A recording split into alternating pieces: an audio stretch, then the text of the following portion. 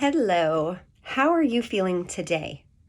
You've clearly come on here to maybe gain some information regarding snoring. And I think one of the most important things to do is to really sit with yourself and figure out, why do you want to stop snoring? What is the underlying goal for you? Is it you want more energy and wake up feeling rested?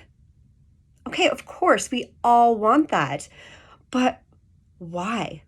What will you do with that newfound energy? That is the question that I have for you, because no change is going to happen until you get clear on why you want to make a change. So, some of the people come to me, or some of the reasons people come to me, is because they are looking to improve their relationship. Their spouse is becoming um, irritated, let's say, with their poor sleep because they get woken up, right? The snorer might sleep through their episodes and not notice it. Internally, their body is suffering. But on the outside, they might not even know they had a problem. Like myself, my entire life, I didn't know my snoring was contributing to my poor memory, to my feeling of inadequacy, to feeling stupid because I couldn't remember things. I couldn't have conversations with friends about events that we had. I couldn't remember people's names or how I knew them. And it really, it ate me up inside about who I was as a person and what my value was in the world. And for other people, it's more about the relationship stress because the other person in the relationship is coming to them with all of their problems because they're the ones not getting the sleep because they're being woken up by, the freight train, even though they don't live by a railroad track.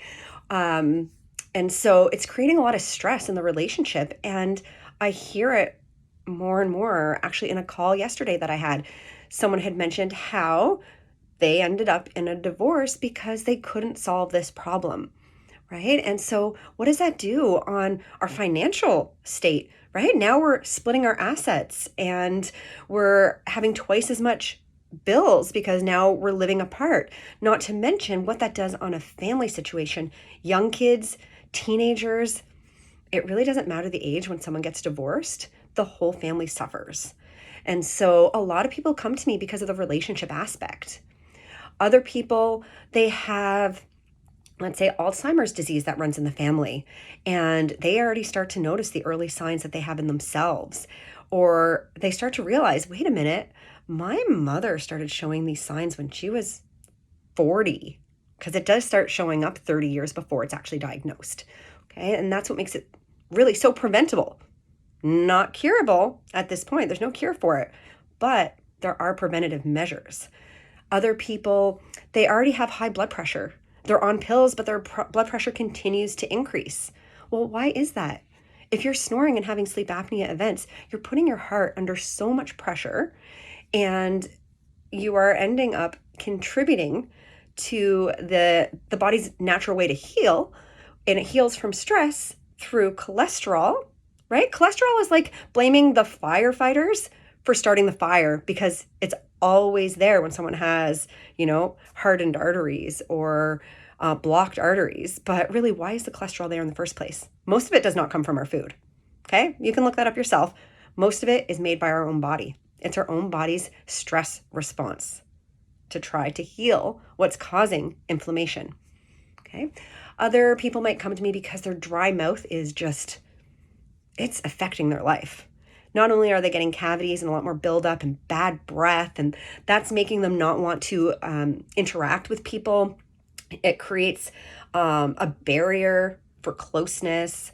And really, it just lowers the desire that one has for food, which sometimes for weight loss, that could be good because you're not enjoying your food so much.